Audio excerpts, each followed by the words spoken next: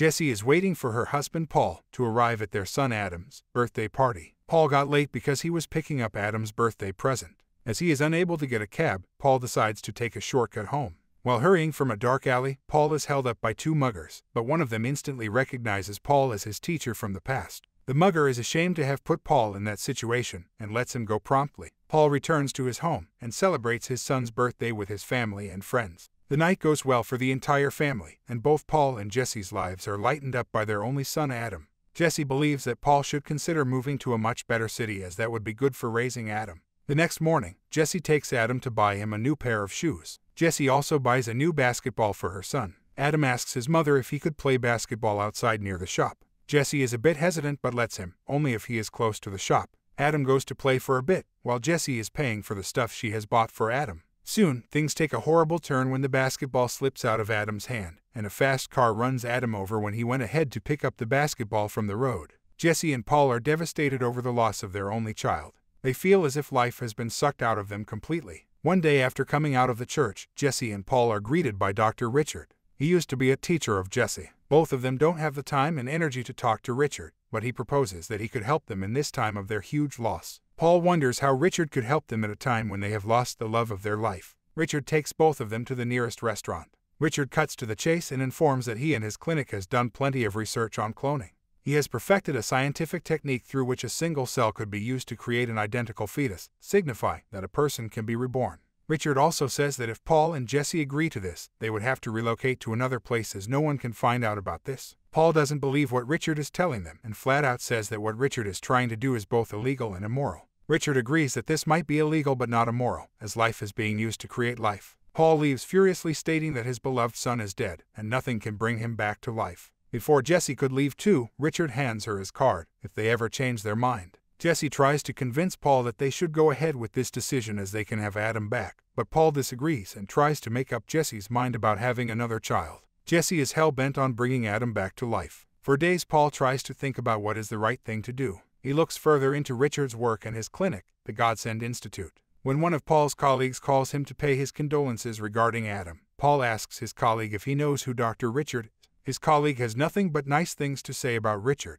and honors him as a legend in the field of science. After watching old and heartfelt footage of his son, Paul hands over the phone to Jessie, signaling her to call Richard and proceed with this weird mission. Richard performs the procedure and soon Jessie is pregnant. Paul and Jessie are relocated to a new house, far away from their relatives and friends, as they can never know about this and Adam coming back to life. Paul asks Richard if the procedure can harm Jessie in any way. Richard answers that even a normal pregnancy can have complications, but gives Paul his word that Jessie will be all right in the end. Soon, the baby is delivered and both Jessie and Paul are glad to have someone in their life again. After 8 years, everyone is celebrating the birthday of the new Adam, who has also gotten along pretty well with Richard. Everything seems to be going fine with Paul's family. Later that night, Paul and Jessie get romantic with each other while Adam tries to fall asleep. When they thought that everything had gotten better, Adam has a nightmare in which he is in a school, and another boy terrifies the life out of him. Adam faints and is immediately taken back to Richard's clinic. Richard tells the parents that it is completely normal for the child to experience nightmares like these. He also informs them that the new Adam has now reached the age the old Adam died, meaning that they can't predict the new Adam's life now, but that is something Richard assures them not to be worried about.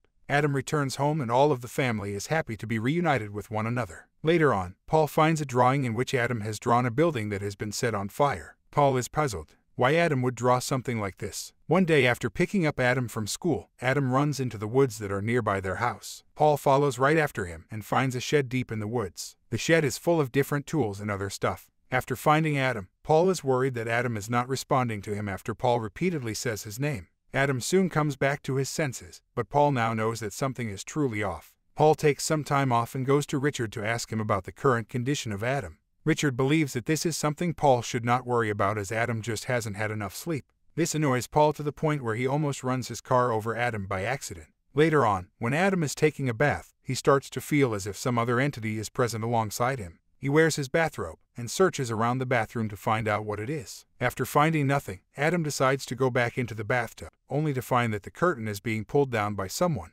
Adam is scared to death, and when he moves forward to pick up the curtain, another boy appears out of it, which terrifies Adam. Paul begins to knock at the door, and when he enters the bathroom, Adam tells him what he saw. Paul is surprised to find everything fine in the bathroom and the curtain in its place. Paul requests Adam to tell him what he is witnessing, only then he would be able to help him. Adam says that he feels he knows something, and that something bad is about to happen. Paul, who is scared himself, tells his son that he won't let anything bad happen to Adam. During school, Adam has a swinging contest with one of the bullies in his class. All of a sudden, Adam begins to behave erratically and starts spitting in the face of the bully. Adam's teacher arrives and stops him from doing something like this. As a result, Adam spits in the face of his teacher too. Meanwhile, Jesse is having lunch with Richard and both of them discuss what's going on in the lives of Adam and Paul. Jesse and Paul are called to Adam's school, and they are informed about Adam's shameful behavior. On their way back home, Paul is worried that Adam might not be telling them something they should know. Adam suffers from another horrific vision and begins to call out a boy named Zachary. Paul tries his best in asking who Zachary is, but Adam is unable to respond as he is still in that vision. Paul loses his focus and the entire family almost gets in a car accident. When he is in bed, Adam asks the one question Paul and Jesse have been avoiding for years. Adam finally asks if he died in the past. Not wanting to tell the truth, Paul says that Adam had been right there with them. Adam suffers from another nightmare in which he is attacked by someone in the shed. On his way back home from school, Adam finds his bully classmate near the river. When he is alone, Adam does the unthinkable and hits the bully with something big. Paul was near the bridge as well but is unaware of what had just occurred. Later that night, the mother of the bully calls Jesse and informs her that her son hasn't returned home yet.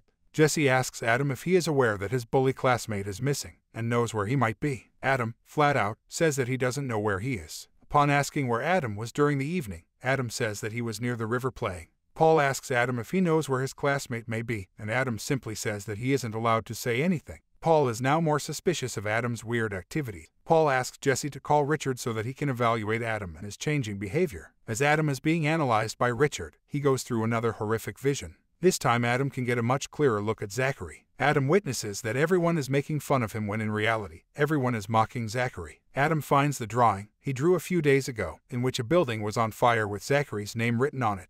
Adam believes that he might be controlled by Zachary and begins to yell out that Zachary thinks he is Adam. This is further proved by Richard when he calls Adam by the name Zachary, who responds immediately as he was not responding to the name Adam. Paul believes that Richard might be onto something, and he may have done something before the new Adam was born. Paul threatens Richard that he would tell the world about Richard's procedure. Richard lets Paul know that he, too, was involved in it. On their way back home, the entire family is stopped by the police on the bridge, and they witness that Adam's bully classmate had drowned near the river. Paul decides to take matters into his own hands and goes out for finding answers. Paul looks for records related to Zachary. Every record leads Paul to a school that burned down and closed. Paul also finds a drawing that was similar to Adam's. Upon more research, Paul reaches the home where Zachary used to live. The current owner denies that anyone lived in that house before her, but she, later on, tells Paul that a nanny used to work in the house in the past. Paul can get in contact with the nanny. The nanny admits that she used to look after Zachary and always found him to be trouble. The nanny believes that Zachary was bullied to the point where he set his school on fire in rage, and later on took the life of his mother and burnt his house down, killing him as well. She also tells Paul that Zachary's father was a doctor, but he looked more like a scientist to her. Paul straightaway starts to think that Richard might be Zachary's father. Meanwhile, Jesse has found Adam looking at photos of the old Adam in the basement.